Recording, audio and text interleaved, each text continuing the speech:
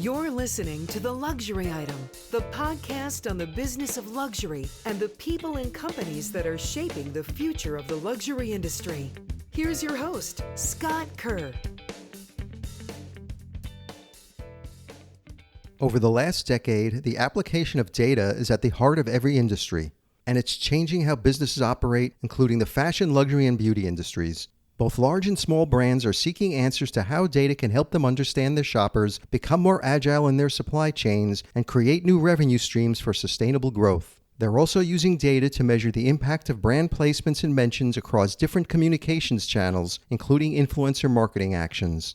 My guest on The Luxury Item is Alison Bringé, Chief Marketing Officer at Launchmetrics, a leading industry technology platform used by luxury fashion and beauty companies to measure brand performance and ROI. Alison is an industry expert and thought leader, shaping the way the fashion, luxury, and beauty industries bridge the gap with technology. Prior to joining Launchmetrics, Alison worked with major fashion organization IMG, where she was responsible for the digitalization of New York Fashion Week. Previously, she was also at Net-a-Porter, where she supported the U.S. expansion for the e-commerce giant. Alison was also on Luxury Daily's Luxury Women to Watch list and mentioned in Robb Report's list of 25 women changing the face of luxury. Welcome to The Luxury Item, Alison. Thank you. I'm so excited to be here. Me too. Thanks for coming on.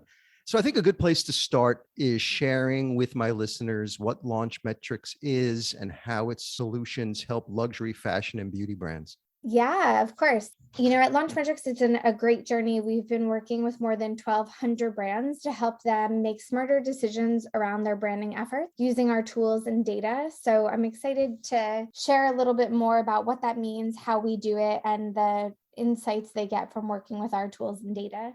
So I know you have this proprietary algorithm that I've seen mentioned called Media Impact Value, MIV, and it measures the impact of placements and mentions across different sources like traditional media, owned media, influencers, et cetera, what Launchmetrics calls, I believe, voices. So can you explain what MIV is and how it's calculated?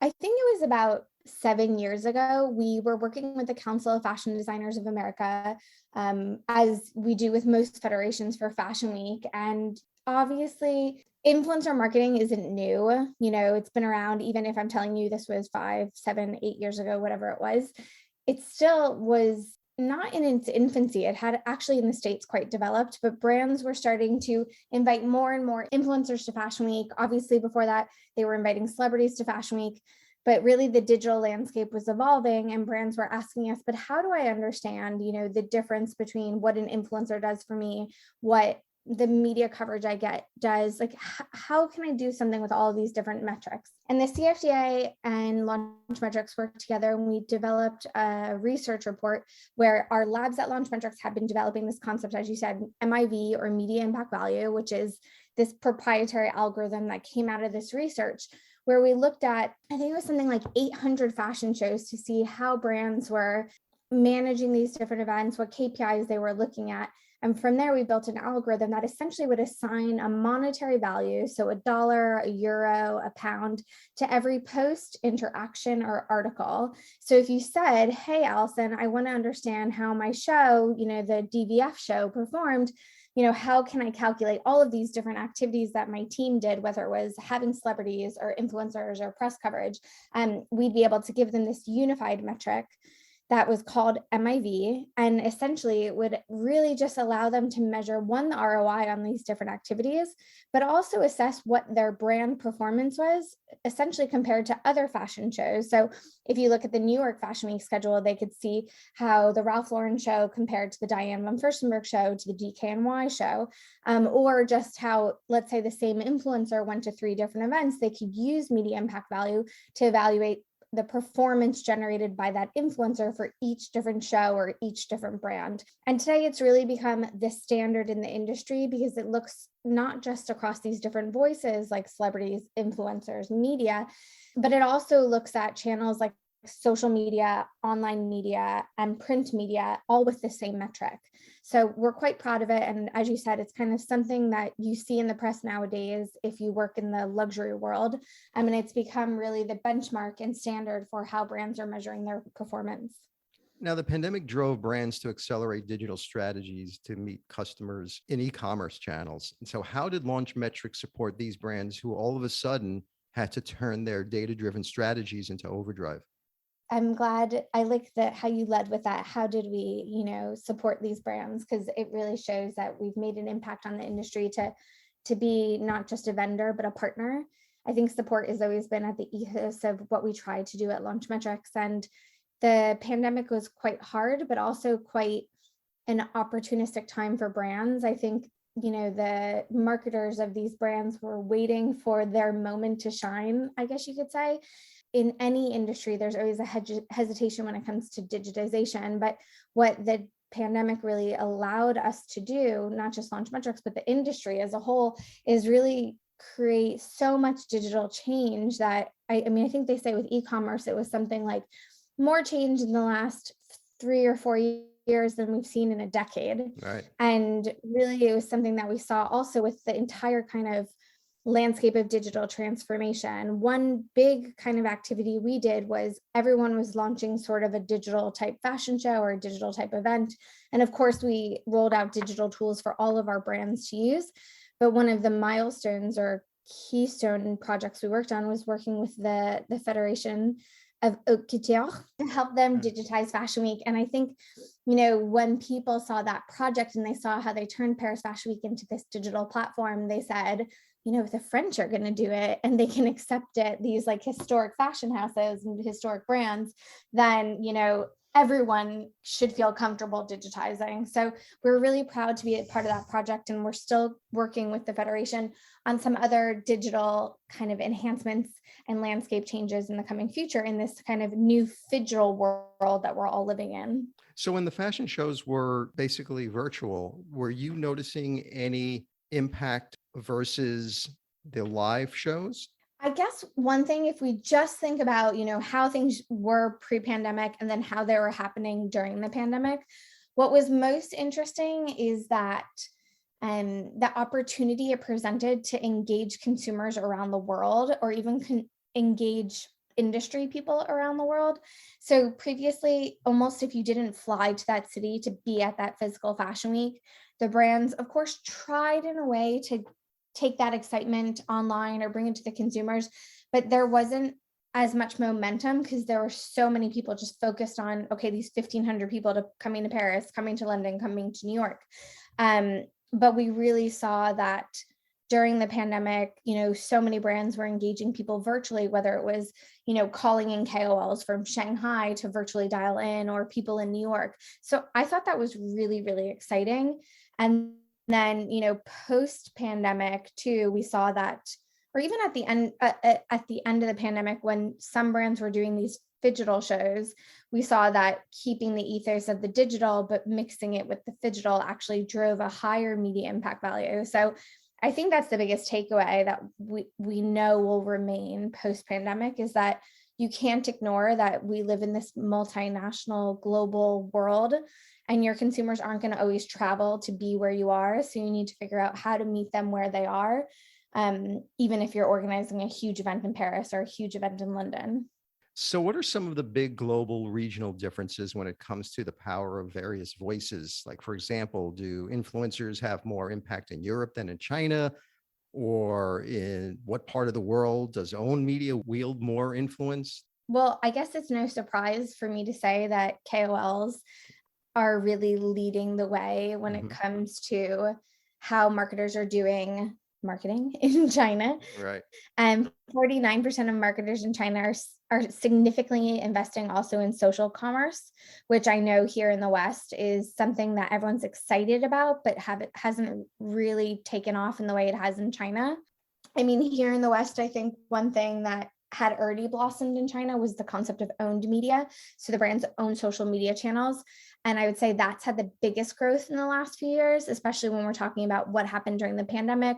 Brands realized that, they couldn't just rely on creators to be that voice to their consumers. They needed to do a better job of activating their consumers through their own media channels. And I think it's something like 40% of marketers say that that's their best performing voice. It's interesting. The landscape is quite complex and different in each market, but I think everyone takes learnings from each other. And that's why we know, influencer marketing was kind of post KOL marketing. And now the Chinese have moved on from just KOL marketing to social commerce. And now in the West, we're just tapping into social commerce. So it's interesting to see, the baton being passed off from market to market. And if you just took a look at the whole entire customer journey, how have the voices that influence the customer journey changed in the last 5 years?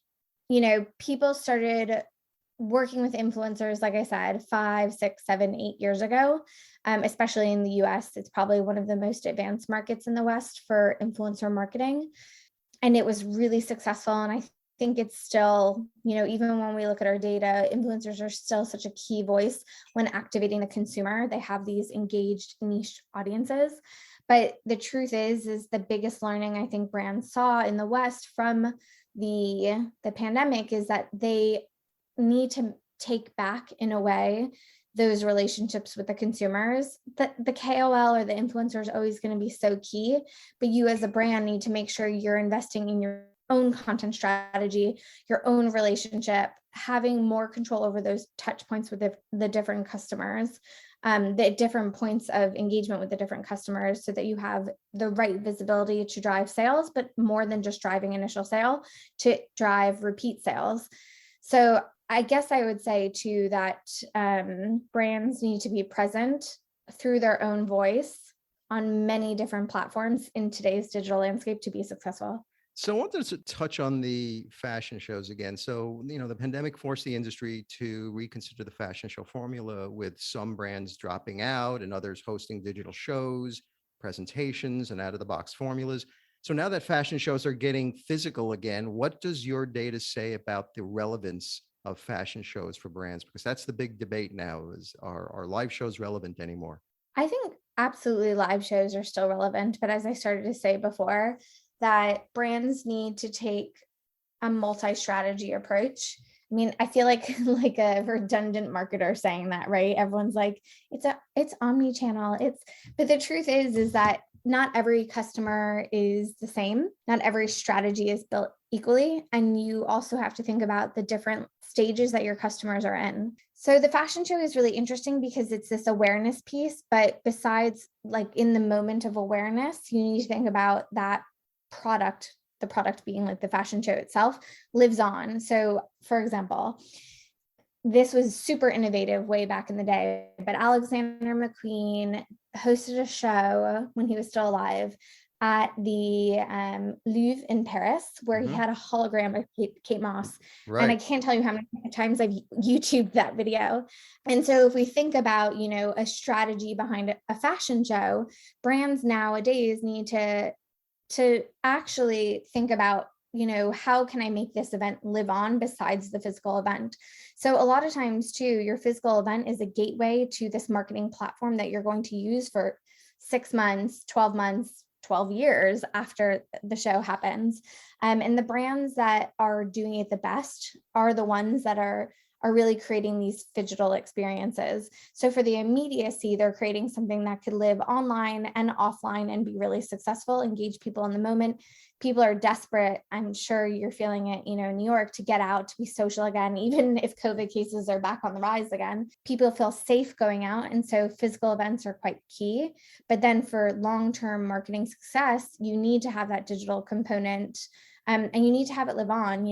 We've seen with YouTube specifically, it's not a platform that, of course, everyone thinks of it for fashion shows because it's a video, it's like one of the top video platforms, right?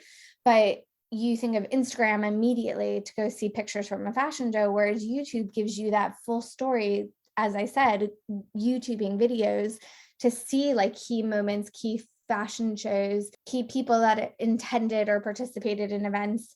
So really overall, these kind of brand experiences are becoming so much more important than they were ever before for engaging all of these different voices and then all of these consumers around the world, both immediately after a show and long-term after your show.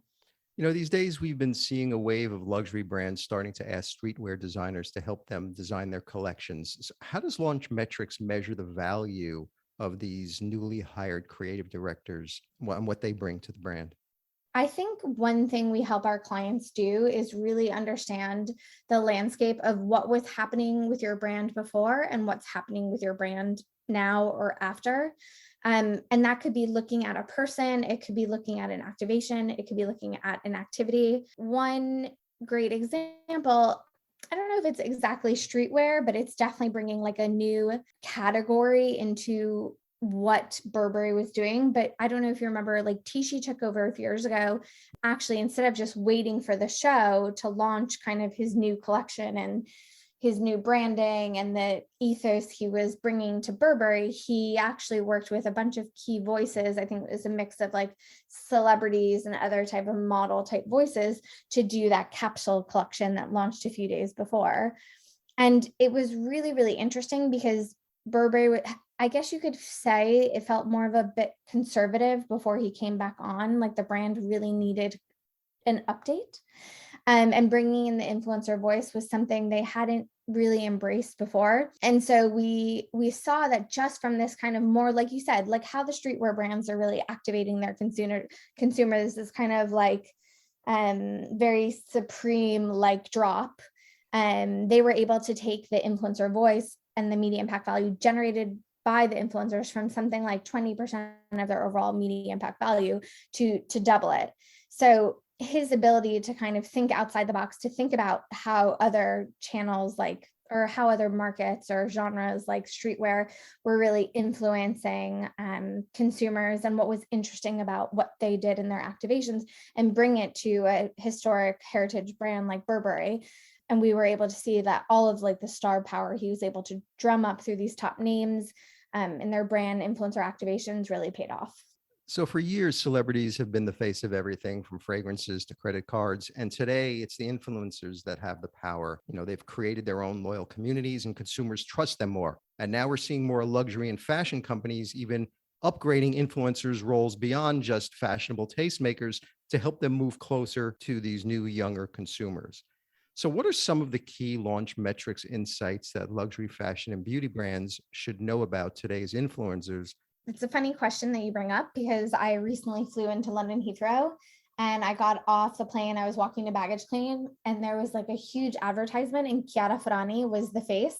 And I was just thinking like, oh my God, like the world has shifted, that an influencer has replaced a celebrity for this brand on a huge billboard at an airport too. And that's like prime real estate if you think about ad spend. Right. So I think you're absolutely right that that the world is different today, and brands really need to think about how they leverage these different voices. I think what's interesting, and I don't think we really thought about celebrities like this before, even if you knew, like I'm thinking back to my days in Bryant Park Fashion Week, if any of that rings a bell to any of the listeners here, but you had like amazing celebrities like Julia Roberts coming, and then you'd remember like the CW and all of the CW like tweeny stars showing up. Yes. And you had to explain to their agents, like, no, Julia Roberts is in the dressing room. So your person who's like 12 years old and no one knows yet can't be in there.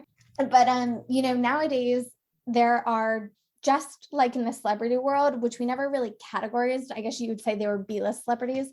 But in the influencer world, there's tiers of influencers, right? So you have like the all-star, the mega influencers, the Brian Boys, the Chiara Ferragnis. But then you have these micro, mid-level, and even nano influencers. So I guess the difference is, unlike celebrities, well, I mean, it is the same for celebrities because you hire them for different types of roles, right? Supporting actress, then like stand-in person, whatever. But for influencers, their tier is more based on what they can deliver to your brand, right? So some people say these nano micro influencers are great because they have more proximity to their customer. And while they can't give you a large reach, or maybe the media impact value is going to be quite low because their audience is quite small, that perhaps the conversion rate is going to be higher. Whereas if you're trying to create legitimacy or awareness about your brand or your product, it's better to work with a mega or an all-star influencer who like a top tier celebrity can cast that wide net for you. So I think what we've seen works best for our clients, and whether you're a client or not, the strategy I would always recommend to people is understand what is your goal. if you're a new brand or you're launching a new category and you're not a new brand, you need to create the widest amount of awareness, because you need to first inform people that you're selling something, right? Then after that, once you have this awareness, you have this legitimacy, you can start thinking about, okay, how do I create conversion? And that's where maybe I need, even when I worked at Net-a-Porter, one thing we did is we use, and this is quite big and we do it a ton with our clients in China, is we use KOCs, so key opinion customers, which are kind of like these micro influencers. People want to buy a product recommended by a friend quite often. So if you've already heard about the product, you're just not sure if it's good, a KOC is actually the perfect voice for conversion, because it's a trusted ally to tell you, yeah, this makeup is amazing, this foundation is great, or this belly cream for my stretch marks. I'm telling you that because I have 3 weeks till I deliver. Oh, congratulations on that. Thank you. This stretch mark belly cream is amazing. It's magical. You're more likely to buy it because someone you actually know used it. So those are really important categories to keep in mind, or the goals and the different tiers. And then I would say my second follow-up that we've seen with our customers that I would share to the listeners is understanding the goal of each platform and what each platform recognizes and essentially will bring you the most value based on the voice you use. So what I mean by that, for example, right now, TikTok, we know, is a trending channel. All brands in the luxury market are interested in somehow connecting with TikTok, but it's quite a hard channel to activate on, because unlike Instagram, where you could probably just post feed images and even still imagery sometimes on your story and get away with it, TikTok, you really need to have video, and it's quite challenging and budget constraining and time constraining to have so much video made. So the number one way we see brands activating on TikTok is through creators or influencers. And in fact, in a recent study we did with TikTok, it was something like 70% of the media impact value coming from TikTok for luxury brands was generated through creators. So I think that's the other kind of key nugget of information brands should consider. Okay, I want to activate an influencer. This is my goal. This is the type of influencer I need. Or I want to activate on XYZ platform, and then understanding what voice will help you. Is it your own voice creating the content? Is it an influencer creating the content? Is it a celebrity creating the content? So I think those points are really important when brands are setting their strategy. Now, you were just talking about China before and KOCs, and Launchmetrics made a bigger dent in China a couple of years ago when it acquired top KOL analytics platform Parkloo. It came at a time really in 2020 when the global luxury brands were kind of doubling down on China as consumers were actively increasing spending on luxury goods there. So since the acquisition of Parkloo, what have been some of the biggest KOL marketing trends in China? I obviously already gave you guys my little preaching Yes. on the KOC. Yep. I would say even bigger is live streaming. And it's so interesting because I do remember when I worked at Net-a-Porter a few years ago, we tried to launch Nap TV. And it was when Google was coming out with their own Google Box, I think it was called. It probably wasn't called that, but and it didn't work there. And it's crazy though how strong the KOL voice is in China, that everyone is obsessed with live streaming. I remember even pre-pandemic, Louis Vuitton had these influencers, and it kind of reminded me, and I probably shouldn't say this on a recorded podcast, it kind of reminded me of a QVC activation.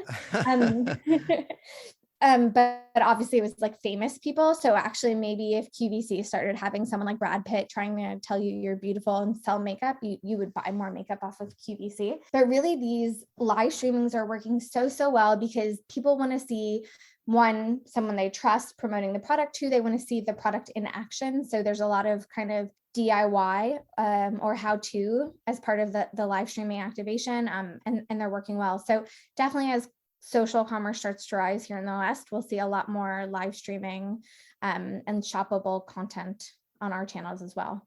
So Launchmetrics measures different channels, but now we're starting to see fashion and luxury brands move into the metaverse. How are you measuring the impact from virtual channels?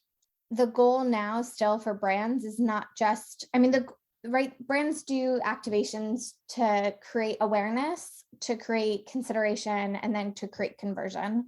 So our job at Launchmetrics is still to help them understand understand, how did that activation, whether it's physically, digitally, or in the metaverse, really reciprocate in that awareness goal. Right now, media impact value is still something that's been a key metric, whether it's, as I said, physical, digital, or in Metaland. So thinking about, for example, what Valentino did recently, we're able to see that just from the crossover featuring various character outfits and styles for the players that they did for their gaming activation, they generated something like 2.2 million in media impact value, which is quite interesting because obviously creating stuff in the metaverse is expensive, but maybe not as expensive as, inviting 2,000 people to a physical event in Paris. So the ROI for these types of activations are really, really quite interesting. And I think we're going to see a lot more as brands are releasing like in-game skins, seeing how brands are leveraging these different gaming avatars. So there's a lot of still publicity in the real world, I guess you could say, about these activations, and brands are still kind of I don't want to say traditionally, but traditionally measuring how successful that is. So for savvy fashion and luxury companies, data has been the key to unlocking insights needed to adapt to change and to re-engage customers coming out of the pandemic. Yet the pandemic has exposed a major shortfall in data gathering and analysis across much of those industries. And the gap between data leaders and laggards seems to have widened. Have you been seeing more of an urgency among your clients to lean more into data collection and analysis capabilities? It's kind of funny you ask this question because we literally just released a report called the State of Measurement 2022. And it's the first time we've ever done it. And it really is exactly that challenge that you're describing, that nowadays everybody is data obsessed, but actually not, I don't want to say data intelligent, but not data capable yet. There are so many more KPIs. There are so many ways of measuring performance and success that there's no rule book or playbook on how brands should be doing this and what's right and what they should be looking at. Because as I said to you before, even with the influencers, what's your goal? What's the purpose of this? And then from there, I can tell you what KPIs you should be looking at. So this landscape is very challenging and complex. I believe the biggest challenge we've already started to help our brands solve is just how do they look at these metrics from many different departments and consolidate them into one view. And I don't just mean one dashboard, but how do they have one unified metric that allows them to understand, should I invest more in influencer marketing? Should I invest more in PR? What is driving the biggest ROI? Is it, my owned media or my social media team? So I think, at least at this point, people are saying, okay, it's true, I don't understand all the metrics and I don't know all the KPIs, but I'm ready to learn. And I think there's this eagerness and willingness. I think the biggest desire that we've seen, and the research and the report confirms it, is that people are quite excited about having a unified metric.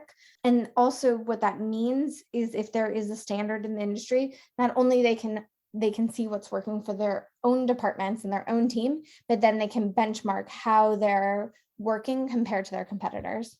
One of the most significant omnichannel evolutions that have emerged in the past couple of years is a focus on digitizing the high-touch experience once only possible in stores, from trying on virtual clothes using augmented reality, as seen in the partnerships that I'm sure you've seen between Snapchat and Prada or Farfetch, to Louis Vuitton's collection of skins for the video game League of Legends, to Burberry partnering with Mythical Games to create an NFT collection inside the games marketplace. Many consumers are interacting with luxury brands for the first time digitally. So given this shift, how can fashion, luxury, and retail brands unlock the full potential of an omni-channel strategy? Understanding your consumer is really key to creating these omni-channel communications on diverse platforms, and really thinking about the goal and objective of each voice in each stage of that customer journey.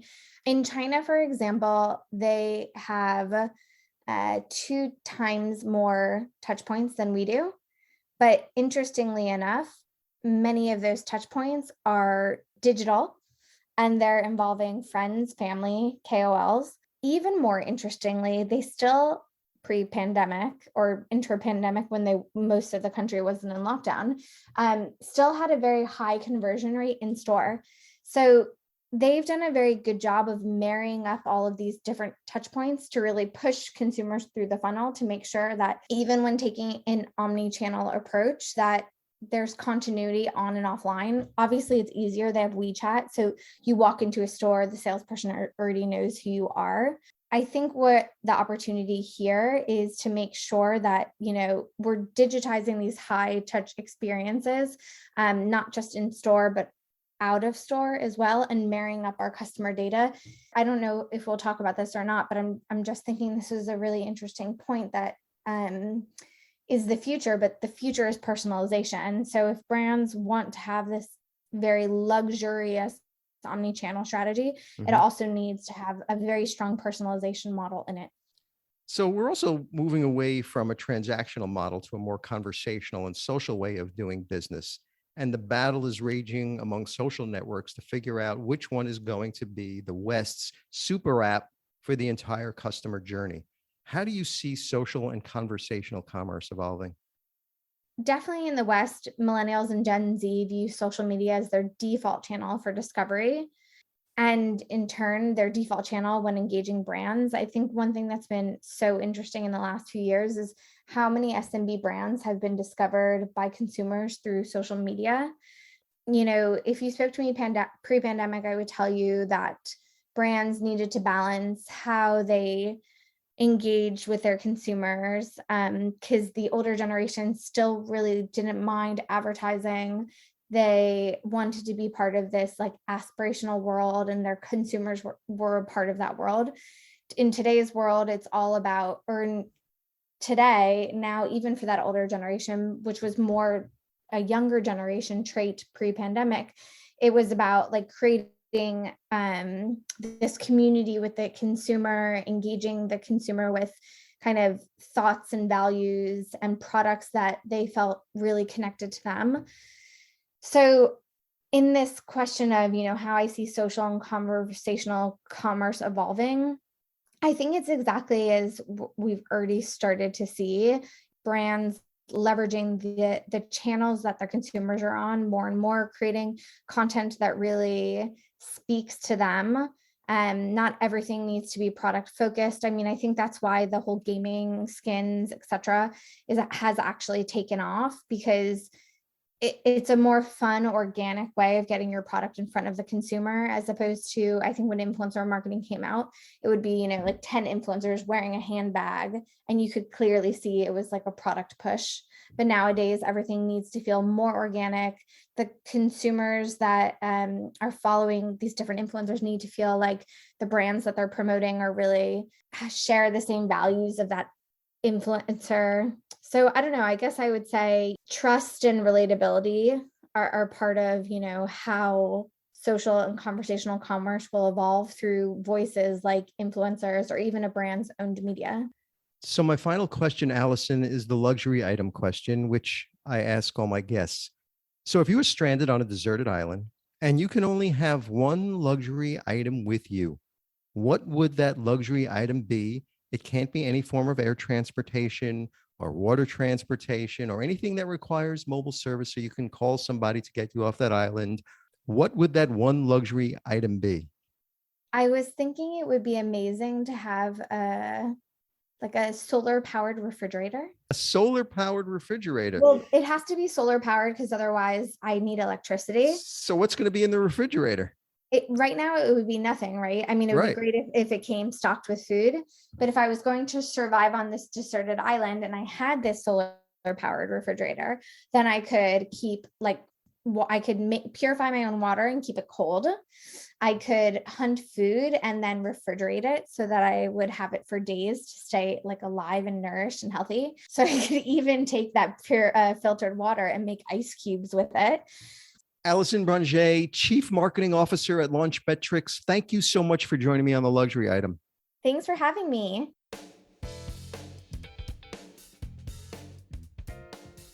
That's it for this episode of the Luxury Item Podcast. Thank you so much for listening. If you found this useful and entertaining, I would be really grateful if you can share it with a friend or colleague. I would love it if you subscribe so you never miss an episode. And while you're there, be sure to rate and review us on Apple Podcasts. It really helps other listeners find us. The Luxury Item Podcast is a production of Silvertone Consulting. I'm your host, Scott Kerr. Until next time.